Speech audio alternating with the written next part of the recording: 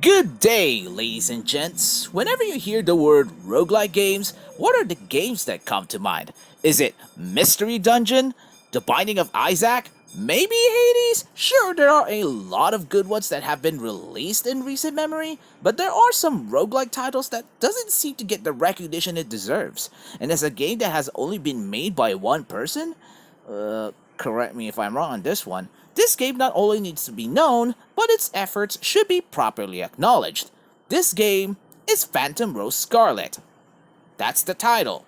Developed by Studio Maka, which is led by solo developer and artist known as Macaroll, Phantom Rose Scarlet is a roguelike card battler adventure title that may seem to be minimal at first, but its depth and gameplay is deceptively fun, and the game is very replayable, despite being an indie game. You take the role of Reina, a maid who stays on a mansion that ended up becoming infested with otherworldly creatures known as phantoms, and it's up to you to explore the ravaged structure, investigate what has transpired, rescue other maids along the way, and escape the mansion alive. And that, ladies and gents, is an example of a game that doesn't tie any loose ends, due to how simplistic the story is. Expect to see other phases that will either help or hinder your progress throughout the mansion, however. As you progress through the game, you can also encounter even more powerful enemies known as crown phantoms that are more dangerous than your average phantom.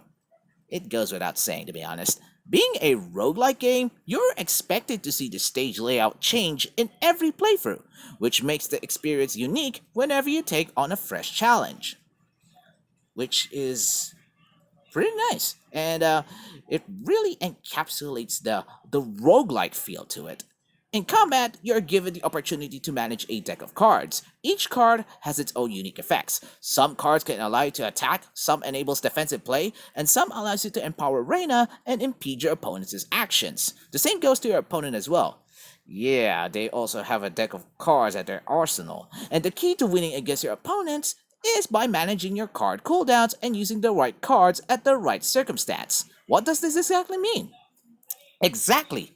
The game really encourages smart play to survive against the toughest foes, and without the proper knowledge of the cards you play, you will expect to lose even in the slightest provocation, which is a genius way to establish the element of risk versus reward. The game will also only allow you to carry a certain number of cards during a particular playthrough, and once you already reach the max amount, you will need to ditch away the excess cards to advance. Once you ever encounter a similar card that you already have, pro tip by the way, I suggest that you throw away the ones on cooldown and replace them with the similar cards that are being presented to you. For example, if you have a cooldown pierce, if there's a free pierce that is presented to you, grab the pierce and remove the one on cooldown, which is an effective way to completely reverse the cooldown of a card that you want to use right away or something that you want to save for later.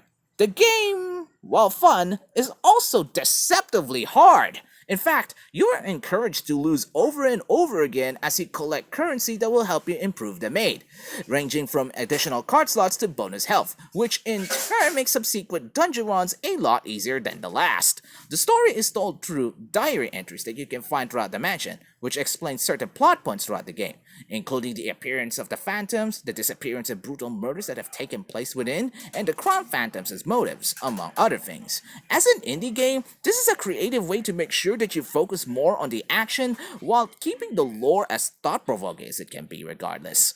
Later in the game, you will be allowed to make the game harder by inserting several self-imposed rules, such as reducing your maximum health and increasing the damage dealt against you by enemies. Well, not limited to, but one of those that includes. But this also means greater rewards upon conquering said challenges. By the way, this game has microtransactions too. But unlike in the previous games that I mentioned on this channel, these are entirely optional. Yes, they are entirely optional, and these are mostly costumes and quality of life improvements to the game. The best one that I highly recommend is the one that removes ads, because despite that you can play this offline, you can still play this online, but you will still encounter ads. Yeah, so I suggest you do that. Buy the DLC that removes ads. Speaking, wait. Oh yeah, it also gives you a free skin once you actually purchase that. ad removal process. Speaking of skins, you can purchase several costumes for her, some of which are far prettier than others, but also far more expensive. These do not impact gameplay, however, and are entirely cosmetic. So if you're the kind of person who prefers substance over style, then you can just ignore the costumes. Although, paying for this game is directly helping the game's creator, which, as I said, only consists of one person. Speaking of, Macaroll has created a distinctive art style in the game that gives it its own unique identity, which is something that should be lauded for one thing: consistency. The game's creator's art style is not only evident to this game, but also in Macaroll's social media channel, specifically Twitter, which consists of a balance of richness and depth of the light and dark colors seen in the artworks they make.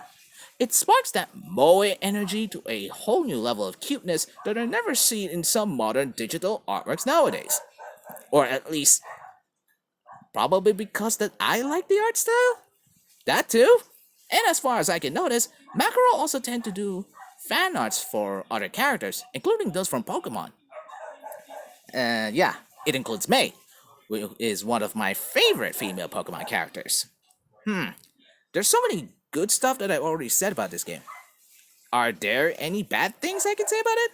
Well, my only gripe with this game is the lack of voice acting. I mean, this game can benefit from having excellent voice acting, but since that there is none, well, you just have to make do what the game is presented to you. Oh, and did I forgot to mention that the music is drop dead gorgeous? Which honestly goes without saying. It has that gothic feel that really matches the macabre setting of the game. There's also an arcade mode of, if you're into that. It's basically a boss rush mode, but yeah, nothing really special. That said, there really isn't anything else to say about Phantom Rose Scarlet that hasn't been already mentioned by those who already tried it. It's beautiful in every way, shape, or form. The simple story, the interesting combat, the deep gameplay, the enticing music, the fact that you can play this game without the need of an internet connection, and the high rating that it has on Google Play Store and a whopping 4.8 out of 5. This game should not be dismissed as another cash grab. This indie game is done right and done simple.